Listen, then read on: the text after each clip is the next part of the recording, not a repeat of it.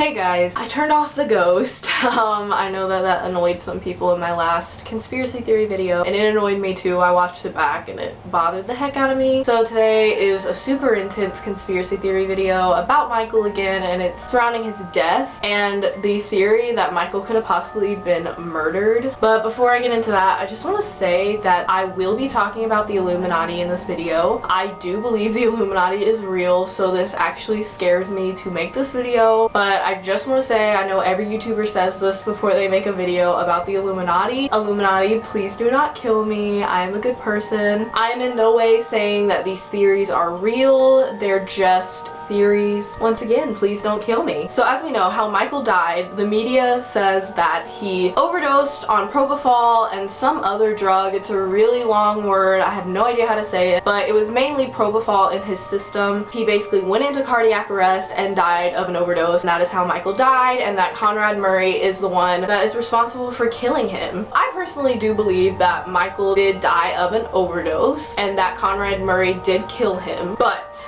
I feel like there's so much more to the story than just Conrad Murray drugging him. It just doesn't make sense when you think about it. Michael had recently hired Conrad Murray. He really hadn't been Michael's doctor for that long, and Conrad Murray had no reason to kill Michael. People say, well, oh, he didn't mean to kill Michael, like it was accidental. He was a licensed doctor. And I know that people say Michael was a celebrity and he was Michael Jackson, so he could really get any drug he wanted. A big reason of why he probably chose Conrad Murray to be his doctor was because he knew that Conrad Murray would give him any drugs he wanted. And also to give Michael CPR on a bed.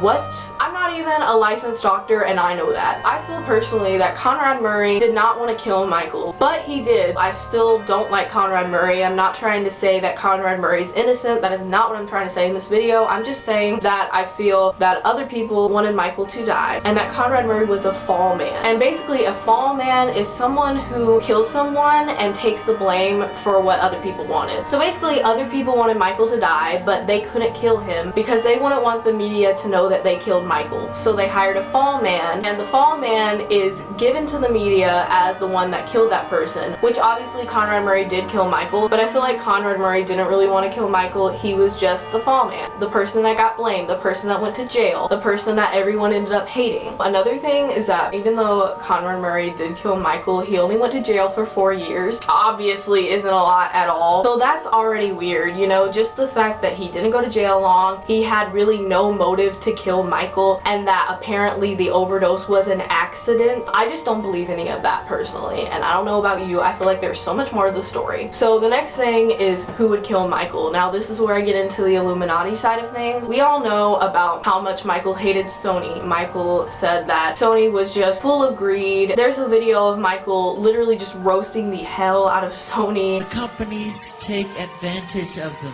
At Sony, I've generated several $1 billion for Sony. They never thought that this performer, myself, would outthink them. We can't let them get away with what they're trying to do because now I'm a free agent. This owes Sony one more album. It's just a box set, really, with 2 new songs, which I've written ages ago. I just did good business, you know. The way they get revenge is to try and destroy my album. Tommy Mottola is a devil. Mariah Carey. Michael, this man follows me, she said. He taps her phones. And he's very, very evil, and she doesn't trust him. We have to continue our drive until he's terminated. I didn't really realize the whole story of why Michael hated Sony. Sony is known for trying to basically trash black artists, particularly black old school artists. I feel that Sony, maybe now it is not racist, but back then there were racist people working for Sony 100%. It's like every black artist they had went bankrupt, or all of a sudden their career just ended. It just didn't make sense. Sony was getting all the money from these black artists. You know, the artists were making great albums, were making tons of hits. They weren't getting any money, and the reason I feel is because Sony was taking most of that money. Well, one thing I failed to realize about Michael is that he is an amazing businessman. He was a badass. He knew what he was doing. Michael was gonna make sure that Sony did not rip him off. Michael had a huge issue with Sony, and it was resolved when Michael got 50% of Sony's publishing. What? I knew that Michael got a large amount of Sony's publishing, but 50%, half of Sony's publishing. What the shit? I mean, what other artist could do that? Michael was serious about making sure he was getting money for his music because he worked so hard on it, and I just think that's amazing. So I didn't really talk about Tommy Mottola as much as I wanted to, so I'm just gonna say what I was trying to say. He headed Sony Music Entertainment, and he was also married to Mariah Carey. Michael was talking about how Mariah felt unsafe around him, how she felt like he was literally stalking her by tapping her phone. And that's just really freaking crazy, the fact that Michael just went out and said that, because Michael was already exposing Sony's business, but the fact that he went even further to expose someone's personal life, I mean, obviously this pissed a lot of people off. Another thing that's crazy, Michael probably could have owned catalogs and had enough money for the rest of his life. Michael not only owned this catalog, I have a whole list of people that he owned songs from: Bruce Springsteen, Cher, Elvis, Hank Williams, Little Richard, and the Rolling Stones. That's actually insane. I mean, we all know that Michael was probably a really sweet person, but when it came to his business and making money, he knew what he was doing. So obviously Sony was freaking pissed that Michael would say all of this, that Michael owned 50% of their publishing, because that's how Sony makes freaking money. Publishing is a huge money maker for Sony. And even though 50% is still 50%, Michael said it himself, the people that work at Sony are greedy, they want it all, and they weren't getting it all. That leads me into saying that Sony was a huge corporation. I do believe they were a part of the Illuminati, and they were so mad at Michael for basically taking half of their money that they wanted to kill Michael. Also, one more thing, I'm sorry, I forgot to mention this earlier. Michael makes like at least 100 songs for each album, and he chooses which songs he likes the most and then makes an album out of those. He gave Sony the 2 of his least favorite songs, and Sony made like no money off of those songs. Sony was pissed. They wanted to get rid of Michael, and you may ask, why would they get rid of Michael? Because even though they're only getting 50%, it's pretty easy to see that when an artist dies, their music sells like crazy, their merchandise sells like crazy. When an artist dies, it is a huge freaking money maker, and it's sad, but it's true. It's a good thing because, you know, we're honoring that person, we're playing their music. Like when Michael died, all of his music was all over the radio, but it's also sad because before then, you really didn't hear Michael on the radio that much, and then it's like after he died, everyone loved him, everyone was saying good things about him, and it's just, you know, it's fucking sad and it's a bunch of bullshit, but it's the truth. So obviously to Sony, killing Michael seemed like a good idea because, well, they can make a lot of money out of it and they wouldn't have to worry about only getting 50% of his publishing. Since Sony is a huge corporation, once again, I do believe they were a part of the Illuminati, and I believe that the Illuminati can really do anything they want. They have so much power, and even though Michael was Michael Jackson, you know, and he has a freaking lot of power, I feel like the Illuminati could definitely have, you know, overcome Michael's power. Also, with all this said, I know in my Let's Talk video I talked about Michael's new album and how I was gonna buy it, but honestly, after researching how shitty Sony is, and the fact that after Michael died, Sony ended up making money off of his music, new album, Sony is making money off of that, I have decided that I'm not gonna buy the album.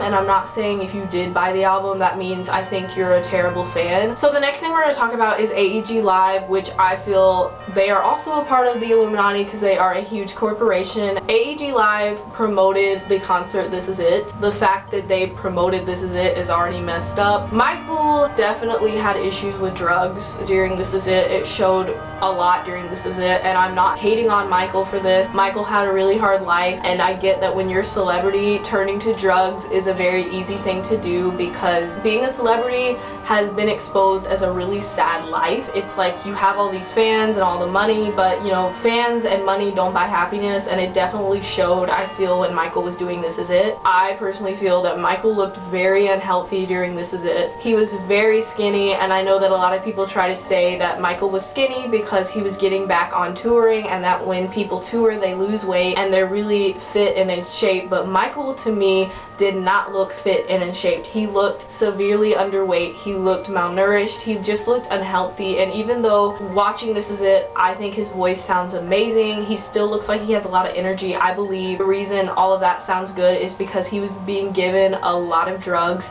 to get him through rehearsal. It's fucked up, but I mean, I feel like that's what the issue was. You can tell that he is so much skinnier than when he was younger, and I get that people say when you get older you lose like fat in your face, and sometimes you either gain weight or you thin out. Even if he did lose a little bit of weight from getting older or a little bit of weight from touring, I feel like he was less than what he used to be, and Michael has always been really skinny naturally, I believe, so the fact that he's even skinnier than he was, so that's really alarming. And AEG Live, even though he looked like this, didn't seem to give a shit. Paris remembers that AEG Live was just pushing him too much. In fact, Prince one time said that he was at a rehearsal or something like that. I think he was actually at a rehearsal, and the people that worked for AEG Live were yelling, were causing a scene, and that night when Michael got home, he heard that his dad said that they were going to kill him. Once again, Sony wanted to kill him to make money off of him, and AEG Live, I feel, is the same way. Michael would always mention that he felt like someone was gonna kill him. Even Michael's own family says this. That's what really gets me. LaToya has said it in interviews. This is a conspiracy that we're dealing with. He was afraid that he was going to die. He was going to be murdered, he said. He thought he would be murdered. Oh yeah, he did. He said that. So that was LaToya literally flat out saying that Michael said that he felt like he was gonna get murdered. There's tons of other clips of Michael's family saying this as well, or at least hinting towards it. It might have been others involved. I don't know that, but I feel that. Do you think it's murder? Absolutely. Absolutely. I said it in the beginning, and I believe it to this day. I think the one where Michael's own mother says that there's something more to the story, I mean, that just really blew me away. If we should trust anyone in Michael's family, we should definitely trust Michael's mom. In a Rolling Stone article that Paris was in, she even said that her dad was somehow murdered.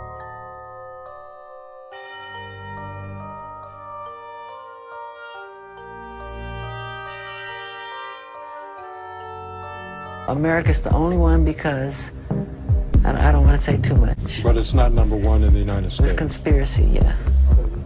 Even Lisa, and we all know how I feel about Lisa, she even said that Michael felt like he was going to be murdered. He felt that that someone was going to try and kill him. Michael was not paying Conrad Murray to do these things.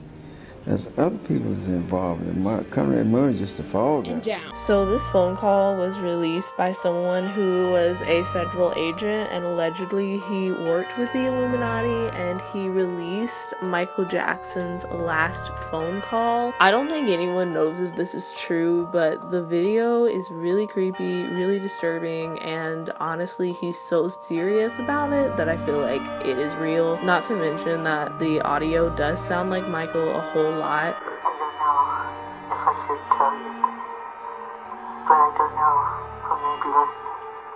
There may be a group of people that want to get rid of me.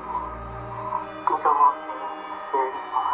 The last thing I'm going to talk about is not really that relevant, but it is something that is a little bit talked about when it comes to if Michael was murdered or not. There are pictures going around that Michael had a bloody t-shirt in his closet after he died, and that it was found at the crime scene. I don't even know if that's from Michael's crime scene. Like, again, I really can't find any sources if this is true or false. I don't feel like they'd be that stupid to basically commit a crime and then leave a bloody t-shirt on the scene. Anyways, I know that I was like super talkative in this video. Obviously you can tell that I'm probably more into this theory than my last video, because this just, there's so many freaking red flags about Michael's death. I just had to make a video on it. I just want to thank you guys so much for how good my last video did. Like, I wasn't sure what to expect. I didn't know if you guys were into creepy shit like me or conspiracy theories, but you guys seem to be into it, so thank you guys so much. And I did read my comments from my last video, and a lot of you guys believe that Michael is dead just like me,